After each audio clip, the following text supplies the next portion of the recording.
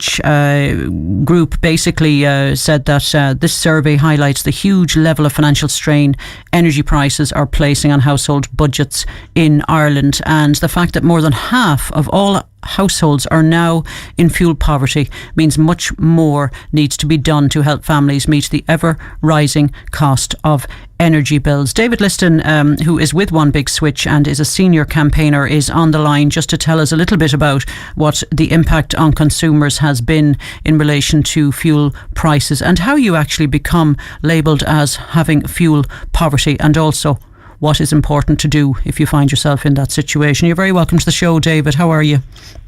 I'm well, Angela. Thank you. And just in terms of the survey, it's interesting to note that more than half of all Irish households are still suffering from energy fuel poverty. Shocking statistics, David.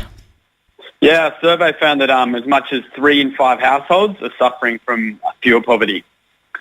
And, you know, what's fuel poverty when it comes down to it? What are we talking about?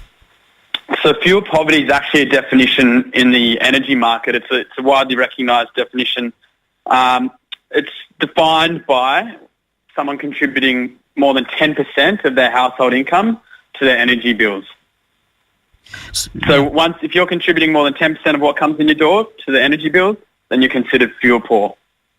And does it basically mean that you're cold, or does it mean that fuel is costing you a lot of money? It essentially means it's costing you a lot of money. But what we found, other findings from the survey have actually found that, people are cold. As much as 3 in 4 survey respondents are making sacrifices to their lives. And of those guys that are making sacrifices, more than half are not using as much heating as they would like to be comfortable. So it has a roll-on effect. The more you spend, the more you try to cut down, and a lot of people are making sacrifices. And one of the things a lot of people I have heard discuss this year is the fact that because their houses are not heated as much in an attempt to reduce cost, there's, mould and damp and things appearing that never used to appear in their house. In relation to yourselves, though, in terms of the One Big Switch, what can you do for people? Yeah, so what One Big Switch do is we run these campaigns like our current campaign, the Big Energy Switch. We ask people to join up at onebigswitch.ie. It's all cost and obligation free. And what we do is we collect those signatures essentially, and we go to energy companies and we say, listen, we've got 20,000 members here looking for a discount on their energy bills. What's the best you can do for them? And obviously for a provider to get 20,000 people interested in, getting a better deal and switching to them, it's going to be of interest. So we'll go to the provider. 20,000 members join onebigswitch.ie. They'll come back to us and they'll say, listen, here's a group discounted offer. Once we've got the offer, we give it to our members and then they can choose to switch. And, we've run these campaigns the last couple of years. There's been savings across the board. Thousands have switched, thousands have used the offer to shop around. They're great ways for people to actually get up and do something about their energy bills. So, in other words, negotiating as a block will help reduce your cost. That's it, yeah. Yeah, but it's group discounts for household bills.